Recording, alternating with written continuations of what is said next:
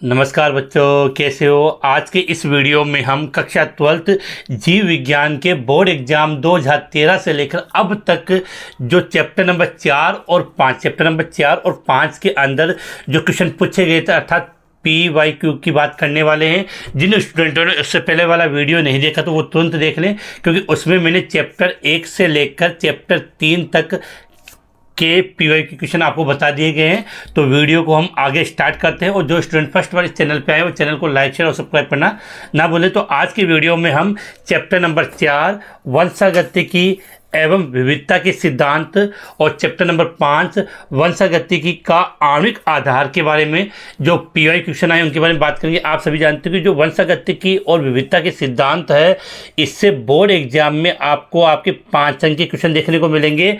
और वंशागतिकी का आणविक आधार इस चैप्टर से आपके बोर्ड एग्जाम में 6 अंक के क्वेश्चन पूछे जाएंगे। इसके अलावा एक विशेष बात और कि इस चैप्टर से आपको एक दीर्घ उत्तरीय प्रश्न अर्थात लॉन्ग आंसर टाइप क्वेश्चन भी आपको देखने को मिलेगा, जो अथवा में मिलेगा। तो चैप्टर पर विशेष जान लें। तो अब हम स्टार्ट करते हैं। क्वेश्चन नंबर 1 आपकी स्क्रीन के सामने। पहला क्वेश्चन इस चैप्टर से 2013 में ये आया था कि मानव अनुवांशिकी में वंशावली अध्ययन के 2 उपयोग लिखिए। इसके पश्चात अगला क्वेश्चन था बिंदु उत्परिवर्तन के कारण कौन सा रोग होता है। बिंदु उत्परिवर्तन के कारण कौन सा रोग होता है। अगर आपको इनके आंसर आते हैं तो आप कमेंट्स में ज़रूर बताइए। इसके बाद अगर आगे हम बात करें कि सहप्रभाविता से क्या अभिप्राय है, मानव में रुधिर वर्ग का उदाहरण देकर सहप्रभाविता को समझाइए। अगला है वाल्टर सट्टन द्वारा प्रस्तुत वंशागतिकी के सिद्धांत का नाम लिखिए। वाल्टर सट्टन द्वारा प्रस्तुत वंशागतिकी के सिद्धांत का नाम लिखिए। इसके बाद अगर आगे हम बात करें तो उत्परिवर्तन जन किसे कहते हैं। अगला क्वेश्चन है मानव में लिंग निर्धारण की क्रिया विधि को समझाइए। क्वेश्चन काफ़ी इंपॉर्टेंट है, आपको इस बार भी बोर्ड एग्जाम में इस प्रकार क्वेश्चन आपको देखने को मिल सकते हैं। दात्र कोशिका अरक्तता क्या है, ये किसके कारण ये रोग होता है। अगला है मेंडल के स्वतंत्र अपवहन के नियम का अपवाद क्या है। सहप्रभाविता किसे कहते हैं, उदाहरण देके समझाइए। तो क्वेश्चन पहले भी रिपीट हो चुका है, 2013 में आया था, अब 2015 में वापस से रिपीट हुआ है। अगला है सहप्रभाविता किसे कहते हैं, मानव में सहप्रभाविता को उदाहरण देकर समझाइए। 2016 में फिर से रिपीट हुआ है क्वेश्चन। मेंडल के डी संकर प्रयोग का वर्णन कीजिए और इस प्रयोग से प्रतिपादित नियमों की व्याख्या कीजिए।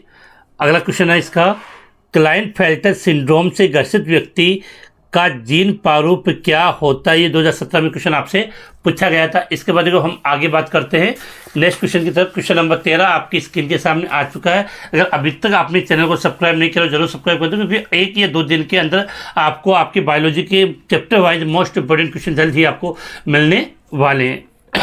इसके बाद क्वेश्चन नंबर 13 मेंडल के एकल संकर प्रयोग को समझाइए तथा इस प्रयोग के आधार पर प्रतिपादित नियम का नाम लिखिए और प्रयोग का पेनेट वर्ग का उपयोग करते हुए चित्र बनाइए। तो एक चीज़ कहना चाहूँगा कि जब आप इन चैप्टर की रीडिंग करते हो, चैप्टर पढ़ लेते हो, उसके बाद ही आप इन PYQ क्वेश्चन को जरूर पढ़ें, जिससे आपको ये आइडिया लग जाता है कि आपने अब तक जो पढ़ा उससे कितना कवर हुआ या नहीं हुआ। अगला क्वेश्चन है सहप्रभाविता किसे कहते हैं, इसे मानव के रुधिर वर्ग के निर्धारण द्वारा समझाइए। तालिका द्वारा मानव जनसंख्या में रुधिर वर्गों का आनुवांशिक आधार बताइए। तो ये सहप्रभाविता वाले क्वेश्चन है, देखो बार बार रिपीट हो रहा है। इसके बाद अगला क्वेश्चन आपके सामने बिंदु उत्परिवर्तन किसे कहते हैं। बिंदु उत्परिवर्तन किसे कहते हैं और 16 क्वेश्चन है 21 में क्रोमोसोम की एक अतिरिक्त प्रति आ जाने से उत्पन्न क्रोमोसोम के विकार का नाम बताइए। अगला प्रश्न है मानव में लिंग निर्धारण की प्रक्रिया को रेखा चित्र के द्वारा आपको समझाना। तो ये क्वेश्चन काफ़ी अच्छा पूछा जा सकता है। निम्न में से प्रत्येक में जीन उत्परिवर्तन के प्रकार को समझाइए। तो ये 2019 में ये क्वेश्चन पूछा गया था। इसके बाद आगे हम बात करें द्विसंकर संकरण को परिभाषित कीजिए और मेंडल के द्विसंकर संकरण को चेकर बोर्ड द्वारा समझाना है। 2019 में क्वेश्चन पूछा गया था। अगला, सहप्रभाविता को उदाहरण द्वारा समझाइए। तो आप यहाँ से ही पाओगे कि जो सहप्रभाविता वाला पर्सन है वो हर 1-2 साल के बाद वापस से बोर्ड एग्जाम में रिपीट हो रहा है। अगला क्वेश्चन है, जीन विनिमय को परिभाषित कीजिए और जीन विनिमय को चित्र सचित्रित समझाइए। तो मैंने पहले भी कहा है कि जीव विज्ञान का मतलब चित्र तो डायग्राम तो आपको आएगा और ये आप तभी बना पाओगे जब आप इसकी प्रैक्टिस हो। अगला, कौन से अनुवांशिक विकार में एक एक्स क्रोमोसोम का अभाव होता है और लिंक क्रोमोसोम एक्स ओ हो जाता है?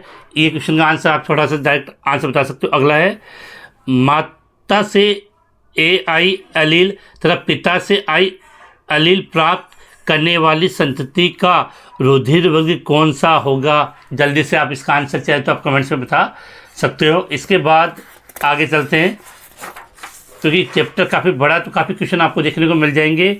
अगला है, वर्णांधता में व्यक्ति कौन से रंग में विभेद नहीं कर पाता है? इसके बाद अगले क्वेश्चन की बात करें, प्रभाविता के नियम को परनेट की सहायता से समझाइए। यह इसके अथवा में परीक्षार्थ संकरण को उदाहरण द्वारा समझाइए। अगला क्वेश्चन 2023 में से ये पूछा गया था, अपूर्ण प्रभाविता को उदाहरण द्वारा समझाइए या टर्नर सिंड्रोम को लक्षणों सहित समझाइए। अगला है, पुंधुप ब्लैंक गुणिता होती है जिसमें ब्लैंक क्रोमोसोम की संख्या होती है। तो ये फिल इन द ब्लैंक वाला क्वेश्चन आ गया आपका।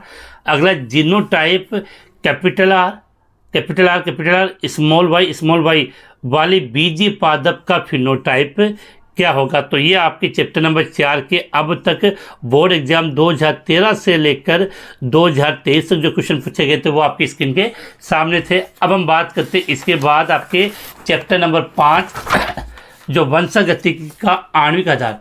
चैप्टर नंबर 5 वंशागतिकी का आणविक आधार, और ये कितने अंक का? 6 अंक का। और इसके लिए मैंने विशेष बता दिया कि इस चैप्टर से आपको एक दीर्घ उत्तरीय प्रश्न अर्थात लॉन्ग आंसर टाइप क्वेश्चन देखने को मिलेगा। और बाकी तो fill in the blank, multiple choice और शुभेरी शोर तो हर चैप्टर से आपको मिलने वाले हैं ही है। तो इसका पहला क्वेश्चन है, द्विकुंडलित DNA की संरचना की कितनी विशेषताएं आपको बतानी है? 4 विशेषताएं आपको लिखनी है। तो क्वेश्चन आपके सामने कि द्विकुंडलित DNA की संरचना की 4 विशेषता लिखिए। इसके बाद अगला क्वेश्चन था, न्यूक्लियोसोम किसे कहते हैं? DNA कुंडली का पैकेजिंग समझाइए और न्यूक्लियोसोम का नामांकित चित्र बनाइए। ठीक है। इसके बाद 8वां क्वेश्चन था, अनुलेखन क्या है? जीवाणु में अनुलेखन प्रक्रिया को नामांकित चित्र के द्वारा आपको समझाना है। इसके बाद अगले क्वेश्चन की हम बात करें, क्षार युग्मकों के ऐसे अनुक्रम को क्या कहते हैं जिसे पढ़ने के अभिविन्यास को समान रखने पर DNA की 2 लड़ियों को एक जैसा पढ़ा जा सकता है? ये 2014 में क्वेश्चन पूछा गया था। अगला है, यदि DNA की एक रज्जुक का अनुक्रम नियमानुसार है तो इसके आधार पर बनने वाले mRNA के अनुक्रम को लिखिए। तो ये 2014 में बोर्ड एग्जाम में क्वेश्चन पूछा गया था। इसके बाद देखो आगे बात करते हैं। इन क्वेश्चनों से आपको ये आइडिया लग जाएगा कि इन चैप्टर से किस किस प्रकार के क्वेश्चन बोर्ड एग्जाम में पूछे जाते हैं और आपको किस प्रकार से तैयारी करनी है। अगला है, आनुवांशिक कूट क्या है? इसकी 4 विशेषता लिखिए। आनुवांशिक कूट क्या है? इसकी 4 विशेषता लिखिए। अगला प्रश्न है इसी का कि tRNA का चित्र बनाइए। इसके 8वां क्वेश्चन पूछा गया था कि मानव जीनोम परियोजना क्या है? मानव जीनोम परियोजना की विशेषता लिखिए। मानव जीनोम परियोजना का निरूपक आरेख दीजिए। 2015 में वापस से इस क्वेश्चन को रिपीट कर दिया था कि मानव जीनोम परियोजना के 4 लक्ष्य लिखिए। इसके बाद पश्चात जो क्वेश्चन नंबर 7 इससे आया था, क्योंकि मैंने पहले कहा कि इस चैप्टर से आपको एक बड़ा क्वेश्चन जरूर देखने को मिलेगा। न्यूक्लियोसोम किसे कहते हैं? DNA की द्विरज्जुक पॉलीन्यूक्लियोटाइड श्रृंखला का चित्र बनाइए तथा इसकी संरचना को समझाइए। अगला इसके 8वां क्वेश्चन आ जाता है कि आनुवांशिक पदार्थ के गुण लिखिए।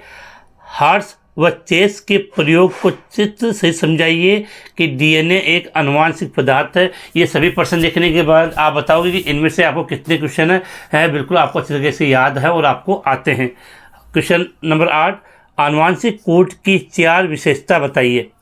अनुवांशिक कोड की 4 विशेषता बताइए। 2016 में क्वेश्चन पूछा गया था। फिर न्यूक्लियोसोम किसे कहते हैं, डीएनए कुंडली की पैकेजिंग समझिए और न्यूक्लियोसोम का नामांकित चित्र बनाइए। तो अगर आपने देखा तो ये क्वेश्चन आपके 2014 या 15 में आया था और 16 में फिर से रिपीट हो गया। अगला प्रश्न है, अनुलेखन किसे कहते हैं, जीवाणु में अनुलेखन प्रक्रिया को चित्र बना के समझाइए। अनुलेखन किसे कहते हैं, जीवाणु में अनुलेखन प्रक्रिया को चित्र बना के समझाइए। इसके बाद 2017 में इससे क्वेश्चन आया था, अनुवांशिक कोड असंदिग्ध एवं विशिष्ट है, समझाइए।